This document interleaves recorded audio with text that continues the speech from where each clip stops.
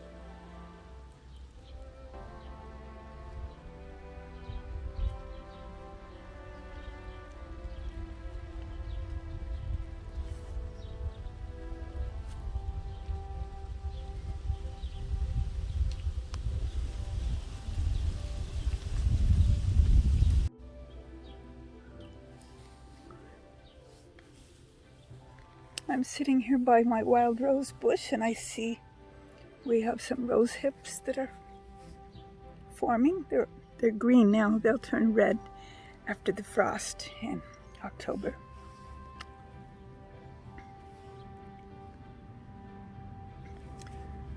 Things are happening slow. I have a lot of green tomatoes and they don't seem to ripen very fast for me. We've talked about my corn, my dismal corn, on previous videos. My potatoes are getting close to being ready to harvest. They're kind of trampled because some people came in and took down the one tree that was there. The tree was, the top part was dead. It was alive at the bottom, but it was just best to take it out. We still have a stump there, and they plan to come back later. I don't know when, in a few months, to take the bottom part away. And my potatoes got trampled a bit, but the leaves are still fairly green. So, and I did harvest some off of one corner the other day, and they're still little. So I'll let them grow longer. It's time to start thinking about what I want to buy in the way of seeds and garlic, and I think mostly I'll use my own homegrown garlic to grow garlic, although I might buy some. We'll see. I was just mentioning to a gal on Facebook, she was showing her fig harvest, and she lives in Yakima, which is a couple hours from here maybe, and she got a good fig harvest. So I was mentioning to her that I had 4 fig plants. Only one of them is doing well. The other 3 appear to have died. One didn't do very good all along, and the other was doing really well until it accidentally didn't get watered. I thought it was getting watered. The water, my husband said that the sprinkler system was getting water in that area, but it obviously wasn't. And I didn't notice it until too late. We did get it fixed. There was some vegetation that was blocking the water from getting to the area where it needed to go. But I do have one fig plant that is doing quite well. It hasn't got any figs on it, but this is only its 2nd summer. So I'm thinking when it starts cooling down, I'll bring it in, let it winterize, and then maybe next year I'll actually get some figs. And I will go ahead and purchase another Chicago fig, which is one of the ones that died. That's the one that's supposed to do best in this area because we get fairly cold winters. We also get really hot summers. So the figs like the hot summers more than they do the cold winters.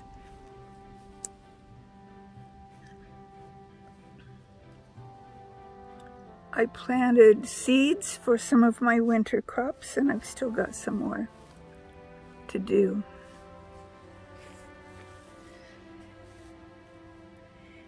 And I've been thinking about how I want to put in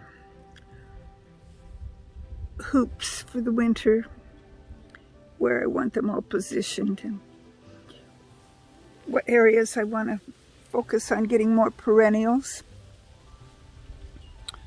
My tomato jungle that's out on my, what I call the mound, I think maybe I might put some tomatoes out there, but not exactly in the same place.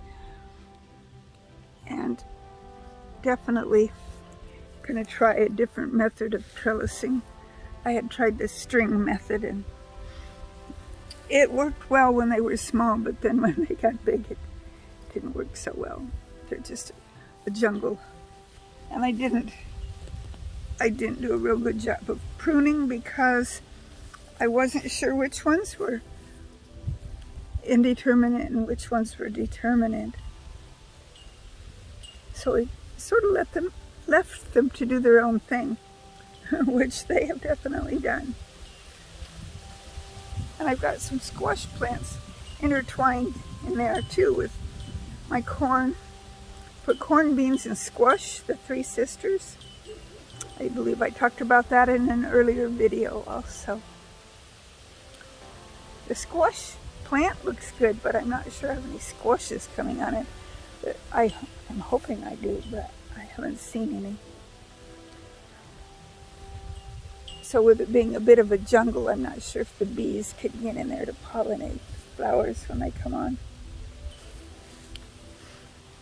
They're winter squashes, and I was hoping I'd get some good winter squash. My sunflowers, I've been noticing a lot of people's big, tall, beautiful sunflowers. Mine are, I've got a couple that are blooming, but they're only like a foot tall. And spindly, and they want to flop over and bloom on the ground. And I've got some others that are finally getting maybe about 3 or 4 feet. So I don't know.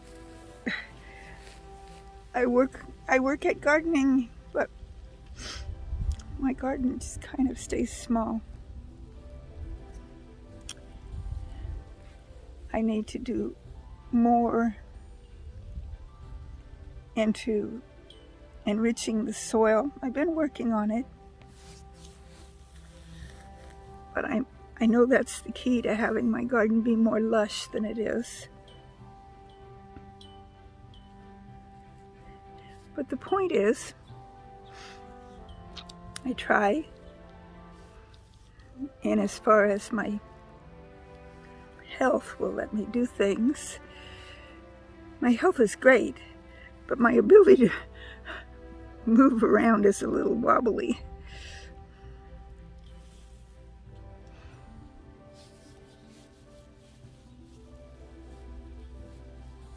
I'm just so enjoying this beautiful day. I'm sitting out here in my lawn in the shade. Well, mostly so I can see my camera. Because when I'm in the sun, it glares on my camera and I can't see what I'm recording. And I noticed I tried to record myself walking across the yard and back. Realized I had the camera pointed the wrong direction, so it didn't show any of it. I'll have to try that one again and do some editing in the video.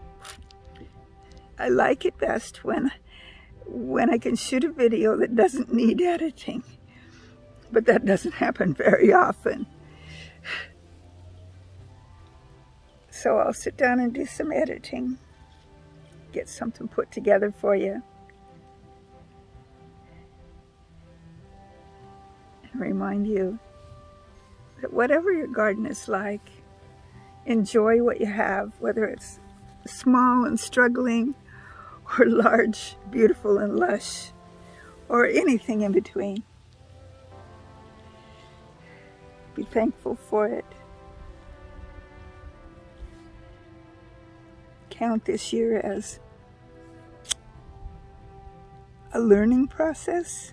I have a feeling that next summer we need to be even more into growing our own food than we are this summer. I just have that feeling. So I'm doing what I can with what I've got. That's all any of us can do.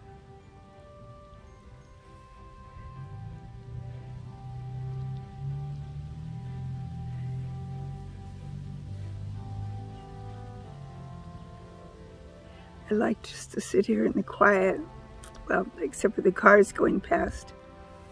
Listen to the wind rustling in the leaves. And the curlers, that's a curlew, I don't know how you say it. It's a bird that goes whoo hoo hoo hoo hoo hoo. They hoo constantly, and the ones today seem to be a distance away, but sometimes they surround us and it's like really noisy. When I lived in southern Nevada, I remember there was a locusts or cicadas or something in the trees that made a constant buzzing sound. Constant. They said it was their antennas rubbing together that made the constant sound. Go to the grocery store, and in the produce department there'd be crickets. It's like no matter what the grocery people did, the crickets would come in there. And oh, I have a tarantula story for you. I was getting ready to teach in this one school, and because I was new to the district, they had me go observe a couple of other teachers before I was assigned to my classroom. I started in October, so I had the month of September to observe these other teachers. And I was sitting toward the back of her classroom. From the ceiling, down it came, about that big around. It was a tarantula. Pretty soon the kids all started pointing to it. She looked up at it and just moved over out of its way as if it was an everyday occurrence. As well it might have been an everyday occurrence to have a tarantula in the classroom. It wasn't a pet tarantula, it was a wild one. The joys of living in the desert. Here, we're a different kind of desert. We have rattlesnakes, but not here in the city. I've never ever seen one on our property. I've seen like a bull snake once, and I've seen a garter snake once. And we've lived here almost 26 years.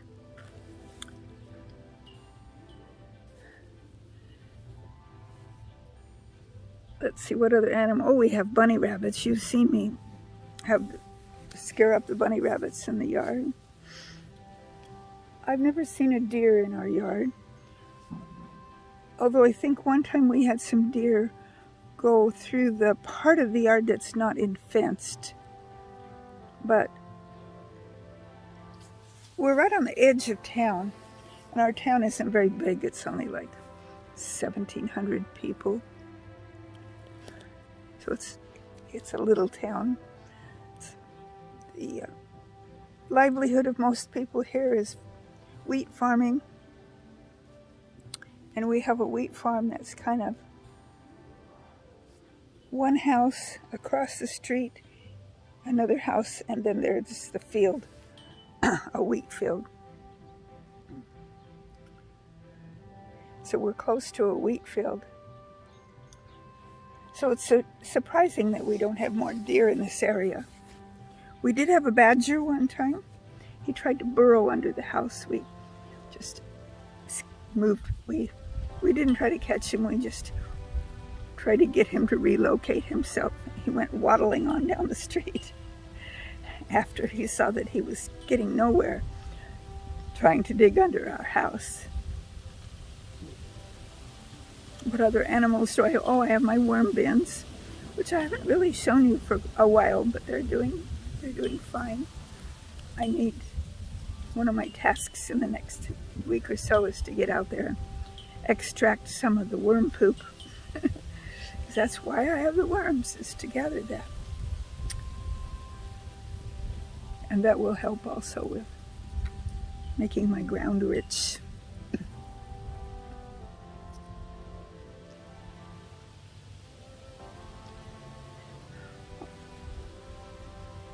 Well, as I sit here and enjoy the outdoors, I think I'll go ahead and say goodbye to you.